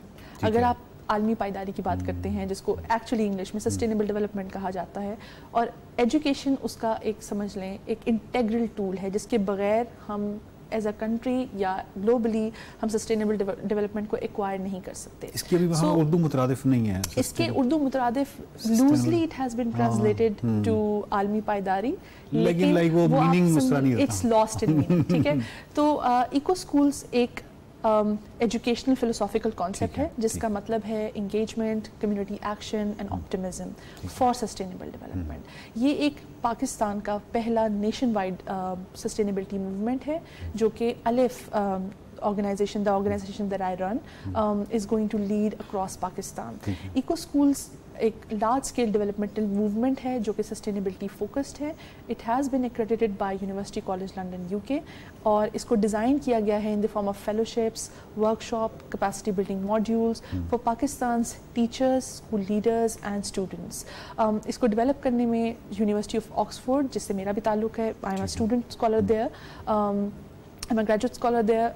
इसके अलावा University of Oxford, University College London और लंदन स्कूल ऑफ इकोनॉमिक्स के बहुत से माहिरीन ने मिलकर ये आप समझ लें एक मूवमेंट फॉर्मुलेट की है। लेकिन अगर इसको हम रिसर्च के जाविये से देखें तो 2019 से I have been working in the space of sustainable education, और उसमें एक कॉन्सेप्ट है whole school approaches to sustainability. इसका मतलब ये है कि एक स्कूल को के पूरे सिस्टम में हम सस्टेनेबिलिटी को कैसे इनकॉर्पोरेट कर सकते हैं। जो मौजूदा कैरिकुलम है या मौजूदा जो स्कूल का जितना भी वो सिस्टम चल रहा है, वो किस जगह पे आप समझती हैं कि ये सस्टेनेबल नहीं है, ये सस्टेनेबल डेवलपमेंट के साथ लगा नहीं खाता और एक नई फिलॉसफी की ज़रूरत है? वो कौन सी जगह है? मतलब रखने तो बहुत सारे हैं, वो बड़े सामने नजर आते हैं। हमारे मैं इसको पाकिस्तान के लेंस से डिस्कस करना चाहूँगी, क्योंकि पाकिस्तान के लेंस में सबसे बड़ा प्रॉब्लम ये है कि हमारी एजुकेशन में डिस्पैरिटी बहुत है, डिफरेंस बहुत है। जो प्राइवेट स्कूल सिखा रहे हैं वर्सेस जो पब्लिक स्कूल सिखा रहे हैं उसमें गैप बहुत है। तो हम ये चाहते थे कि इस इनिशिएटिव से ये ना हो कि वो गैप मजीद बढ़े, हम उसको ब्रिज करने के लिए जो सस्टेनेबिलिटी की कॉम्पिटेंसीज हैं, जो उसके एट्रीब्यूट्स हैं, या आप समझ लें जो एसेंशियल स्किल सेट्स हैं, हम वो सिखाना चाह रहे हैं। रही बात पाकिस्तान के करंट सिस्टम की, तो इस वक्त पाकिस्तान के सिस्टम में सस्टेनेबिलिटी का जो आइडिया है उसकी टीचिंग सिर्फ टॉपिकल जो लेंस है उस तक महदूद है, या बिल्कुल ऐसा, या उसके बारे में सिर्फ सिखाया जाता है, उसकी अंडरस्टैंडिंग सिर्फ you can say content oriented है कि क्लाइमेट चेंज क्या है। लेकिन sustainability is not just focused on climate, it talks about climate, it talks about economy, it talks about morality, it talks about society.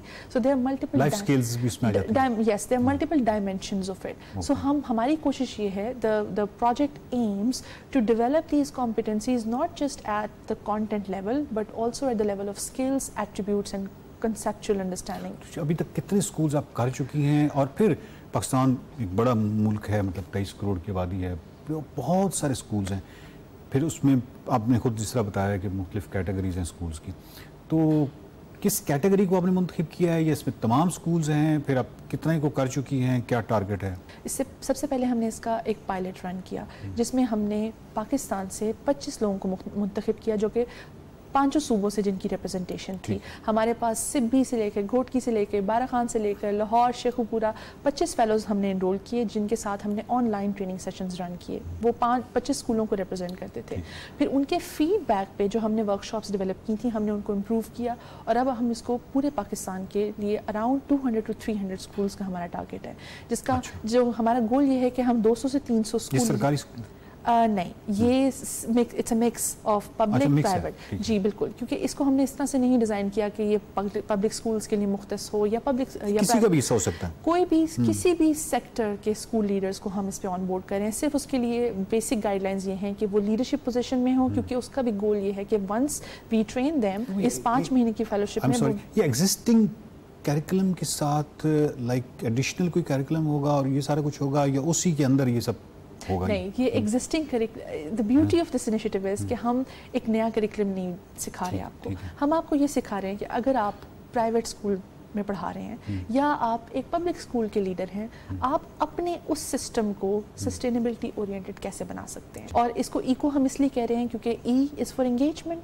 C is for critical thinking, critical action and O is for optimism, which is in Urdu जिसको हम कहते हैं पुरुमीद होना, क्योंकि sustainability के साथ सबसे बड़ा इशू ये है हम क्योंकि ग्लोबल साउथ में एग्जिस्ट करते हैं, हम एक तरक्की पजीर मुल्क हैं फ़िलहाल, तो हमारे साथ सबसे बड़ा इशू ये है कि हम सस्टेनेबिलिटी को अनअचीवेबल समझते हैं एज अ नेशन। और ये रिसर्च ने भी बार बार ये इंडिकेट किया है कि people existing in global south believe it is not attainable, so we also want to instill, हम ये optimism भी लोगों में, educational leaders में instill करना चाहते हैं कि you can achieve it and your circumstances can not really hold you back if you have the right tools and skill set. Pakistan में जो सबसे अहम तरीन शोबा है वो एजुकेशन है। एजुकेशन इस हवाले से कि जब भी आपको कोई तब्दीली के हवाले से कहा जाता है कि किसी भी कौम की, किसी भी मुल्क में जब आप तब्दीली की बात करते हैं तो वो एक पॉलिटिकल या किसी भी हवाले से आप कोई 1-2 साल का नारा लगाना अपनी जगह पे, बट इसको साइंटिफिकली ऑब्जेक्टिवली या इस हवाले से मारूजी अंदाज से देखा जाए तो ये प्रोसेस 30-40 साल का कम अज़ कम है। यानी आप आज बुनियादें रखते हैं और रखते भी हमेशा स्कूल सिस्टम में है और एजुकेशन में, और उसके बाद 20-30-40 सालों बाद आप फसल काटना शुरू करते हैं। तो इस तरह के बहुत सारे इनिशिएटिव्स हैं जो कि पाकिस्तान को बहुत शदीद इसकी ज़रूरत है, स्पेशली लीडर्स की ज़रूरत है एजुकेशन के अंदर। और एजुकेशन में सबसे बड़ा फ्लॉ जो है, सबसे बड़ा जो मेरी नज़र में एज ए टीचर ट्रेनिंग, क्योंकि मैं काफ़ी अर्सा करता रहा, तो टीचर्स हैं खुद, क्योंकि लीडर है ही नहीं, लीडरशिप ही नहीं है। तो वो जो टीचर्स हैं वो जब लीडर्स बनेंगे, वो इस फ़िलासफ़ी से वाकिफ़ होंगे, अब अपने सब्जेक्ट पे महारत रखेंगे, तो वही आगे जो है वो एक बेहतर रिजल्ट जो है या बेहतर नतीजा बरामद कर सकते हैं। देखते रहिए माइंड मैटर्स। प्रोग्राम में आगे बढ़ते हैं, आपको बताते हैं कि पाकिस्तान समेत दुनिया भर में आज किताब का आलमी दिन मनाया जा रहा है और इस दिन को मनाने का मकसद बैनुल-अक़वामी सतह पर अवाम में कुतुब-बीनी का फ़रोग़, इशाअत और इसके हक़ूक़ के बारे में शऊर को उजागर करना है। इन दोस्त माशरों में ऐसे दिन इंतहाई अहमियत के हामिल होते हैं। जिन माशरों के आज़ान पोसीदा हो जाते हैं वहाँ कुतुब-बीनी का रुझान भी ख़त्म होने लग जाता है और दौर हाज़िर में जदीद साइंस और टेक्नोलॉजी की तरक्की की बदौलत किताब की छपाई सिर्फ कागज़ पर मुनहसर नहीं रही है, बल्कि अब किताब को एक बुक क्रिएटर इंटरनेट और बुक रीडर किंडल डिवाइस के जरिए भी डिजिटल फॉर्मेट में पढ़ा जा सकता है। मगर जदीद टेक्नोलॉजी और इंटरनेट के बढ़ते इस्तेमाल की वजह से कुतुब-बीनी के रुझान में कमी हुई है।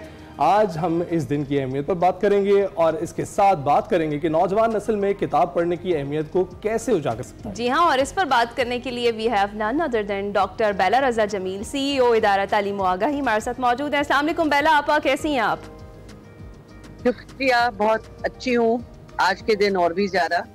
अरे अच्छा, सबसे पहले यही बात करते हैं कि जिस तरह से आपने आज के दिन का जिक्र किया, हमने किया, पाकिस्तान समेत दुनिया भर में मनाया जा रहा है आज किताब का आलमी दिन, और दिमाग के लिए मुताले की वही अहमियत होती है जो कंवल के लिए पानी की होती है। तो कैसे देखती हैं आज के दिन को? मैं समझती हूँ कि दिन जैसे आपने भी कहा, जैसे दुनिया भर में आज एहसास हो रहा है कि उसकी बहुत अहमियत है, ख़ुसूसी तौर पे पाकिस्तान में, जहाँ पे अक्सर और हमारे पास बहुत अफसोस से कहना पड़ता है कि हमारे बच्चे उस सतह पे नहीं है बुनियादी पढ़ने लिखने की जिस सतह पे उनको होना चाहिए। मगर मैं एक बात आपको ज़रूर कहूँगी कि जितनी हमारी बुक फेयर्स जो माशाल्लाह से बढ़ रहे हैं पाकिस्तान में, मुझे बहुत खुशी होती है जब वालिदैन अपने बच्चों को साथ लेकर आते हैं, और मुझे बहुत खुशी होती है कि जो हमारे पब्लिशर्स हैं वो दिन ब दिन बढ़ रहे हैं, कम नहीं हो रहे। तो इसका मतलब है कि कुछ एक रुझान है जो कि बहुत ज्यादा एक पॉजिटिव रुझान है, जहाँ पे हमें लगता है कि उम्मीद की किरण बाकी है। और बल्कि मैं जब भी देखती हूँ कि कुछ लोग तो इतने उनके वसाइल होते हैं कि वो बहुत किताबें खरीद लें, मगर जिनके नहीं वसाइल होते वो बैठ के अक्सर वहाँ पे पढ़ रहे होते हैं। और मैंने देखा है कि कराची में कुछ दिन पहले थी, एक्सपो सेंटर में बुक फेयर था, स्कूलों की लाइन ब लाइन आ रही थी। अच्छा, मुझे लगता है कि तशनगी और पढ़ने का शौक बहुत है, मगर हमारे यहाँ हर स्कूल में बहुत इनेबलिंग एनवायरनमेंट नहीं होती, शायद घर में भी नहीं होती। मगर मैंने जो रुझान पिछले 4-5 साल से देख रही हूँ, बढ़ते हुए देख रही हूँ कि बच्चे जो हैं वो किताब पढ़ना जो है उनका शौक है, वालिदैन भी उनके पीछे पीछे हैं, चाहे वो इतनी अक्सरियत में नहीं होंगे, मगर मैं बुक फेयर्स में तो मुझे बहुत खुशी होती है। बिल्कुल। तो डॉक्टर साहब ये भी बताइएगा कि क्यों आपको इस तरह लगता है कि पढ़ना जरूरी है, क्योंकि अब जो लेटेस्ट डिवाइसेस आ रही हैं उसमें ये किताबें सुनी भी जा सकती हैं और उनको रिकॉर्ड किया जाता है पूरी किताब को, और अगर आप पढ़ना नहीं चाहते तो आप सुन सकते हैं। क्या आपको लगता है ये एक हेल्दी एक्टिविटी है या पढ़ने से ज्यादा आप सीख सकते हैं? अब देखिए, पाकिस्तान में इस वक्त तकरीबन 90% लोगों के पास फोन है। अच्छा, अब हर चीज, वो जो पहले कंप्यूटर से काम लेते थे, अब वो टेलीफोन डिवाइस से ले रहे हैं। अब टेलीफोन डिवाइस के ऊपर आर्टिफिशियल इंटेलिजेंस समेत, क्योंकि आर्टिफिशियल इंटेलिजेंस एक बहुत ज्यादा प्रोग्रेसिव और एडवांस फॉर्म है जो पहले हमारी डिजिटल और टेक्नोलॉजी बेस्ड लर्निंग की थी। अब जब आप उससे कहें तो आपको किताब भी ला के डाउनलोड कर देते हैं, आपको रीड अलाउड भी कर देते हैं, जिनको दिक्कत हो अंग्रेजी के या किसी उर्दू के प्रोनाउंसिएशन की या कोई भी जबानों में कन्वर्ट कर लेते हैं। तो मैं समझती हूँ इसको एक नेगेटिवली नहीं लेना चाहिए, मगर इसके एक मुस्बित इस्तेमाल को फिरोग के लिए बात करनी चाहिए। ये सब चीजें इकट्ठी चलेंगी। मतलब मैं पंजाब में इस वक्त बैठी हूँ, आज का दिन लाहौर में हूँ। अब यहाँ पे तकरीबन कोई 16,000 लाइब्रेरीज को फिरोग दिया है गवर्नमेंट ने, यानी सरकारी स्कूलों में। अब ये तो बहुत अच्छी बात है, और ये मैं इसलिए कह रही हूँ क्योंकि हमारी भी बहुत सारी किताबें गवर्नमेंट ने खरीदी हैं। तो मुझे लग रहा है कि एक अच्छा एक एटमॉस्फेयर है। हमारे लोग और जो दुनिया का जो टेक्नोलॉजी और एआई का सिलसिला है, उससे अगर हमें ठीक इस्तेमाल करना है तो हम हर जगह पढ़ सकते हैं। मैं देखती हूँ हर जहाज में लोग पढ़ रहे होते हैं, ट्रेन में पढ़ रहे होते हैं, बसों में पढ़ रहे होते हैं। उसका दुरुस्त इस्तेमाल ही है। तो बेलापा, आप क्या कहेंगी, कैसे हम अपनी नौजवान जो नस्ल है उसको मुतहरिक कर सकते हैं या उसमें जो पढ़ने की अहमियत है उसे उजागर कर सकते हैं? ऐसे कौन से हंगामी इकदाम है जो हमें करने चाहिए, और आज के दिन की मुनासबत से आपका मैसेज? लगता है कि हमारी यूथ मूवमेंट और यूथ, देखें हमारा तकरीबन 70% जो हमारी आवाम है वो 30 साल से कम है।